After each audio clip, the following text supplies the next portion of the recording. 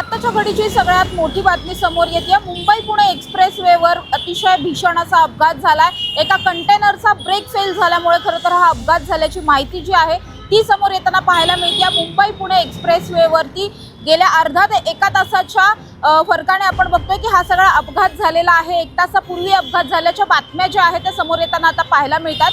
मुंबई पुणे एक्सप्रेसवेवर असलेला खोपोलीचा जो परिसर आहे त्या खोपोलीच्या परिसरात बोरघाट आहे आणि याच बोरघाटामधील बोगद्याजवळ हा सगळा अपघात झालाय। स्थानिकांकडून मिळालेली जी काही माहिती आहे या माहितीच्या आधारे हा जो कंटेनर आहे तो पुण्याहून मुंबईच्या दिशेने निघालेला होता आणि ज्या ठिकाणी हा अपघात झालाय त्या ठिकाणी उतार आहे आणि या स्लोपवरती आल्याच्या नंतर कंटेनरवरचा चालकाचा ताबा सुटला। ब्रेक फेल झाले आणि ब्रेक फेल झाल्यामुळे हा कंटेनर थेटपणे पुढे असलेल्या एका चारचाकीला धडकला। ती चारचाकी पुढे जाऊन इतर काही गाड्यांना धडकली। अशाच पद्धतीने या बोगद्यामध्ये आणि बोगदा ते फूड मॉलच्या जवळच्या संपूर्ण परिसरामध्ये जवळपास अर्धा ते 1 किलोमीटरच्या एरियात जवळपास 25 गाड्या एकमेकांना धडकल्याची माहिती आता समोर येते। या गाड्यांमध्ये असलेले 30 ते 35 नागरिक या सगळ्यामध्ये जखमी झालेत। त्याचबरोबर एका महिलेचा मृत्यू झाल्याची सुद्धा बातमी आता समोर येते।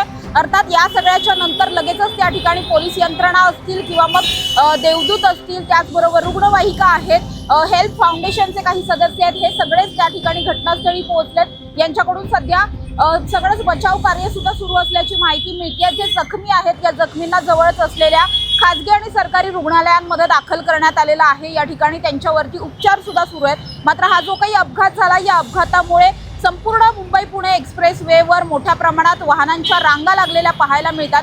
प्रचंड मोठा असा हा अपघात आहे। एका कंटेनरचा ब्रेक फेल झाल्यामुळे इतर गाड्यांच्या जो काही एकमेकांना धडक दिली आहे त्यामुळे या गाड्यांचं सुद्धा या सगळ्यात मोठं नुकसान झालंय। काही गाड्यांचा अक्षरशः चक्काचूर झाल्याची माहिती सुद्धा स्थानिकांकडून आता समोर येते। त्याचबरोबर अपघात झाल्यामुळे आणि अगदीच स्लोपवरती हा अपघात झाला त्यामुळे या परिसरामध्ये मोठ्या प्रमाणात वाहतूक कोंडी झाली आहे। जवळपास 4 ते 5 किलोमीटरच्या वाहतुकीच्या लांबच लांब ट्रॅफिकच्या रांगा लागल्याची सुद्धा माहिती यातून समोर येताना दिसते। खरं तर हा सगळा अपघात जो आहे तो एका तासापूर्वी झालाय।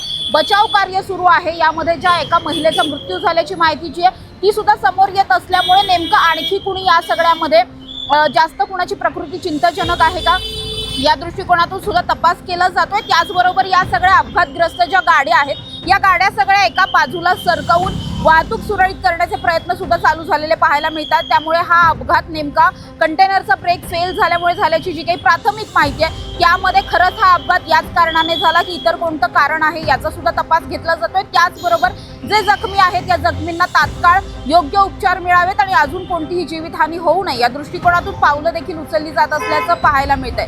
कॅमेरा पर्सन संकेत सह समृद्धी Jadhav, top news Marathi, Pune.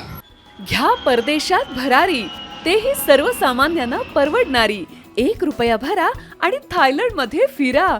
Sachin international घेऊन आले आहेत जगातली सर्वात स्वस्त परदेश टूर।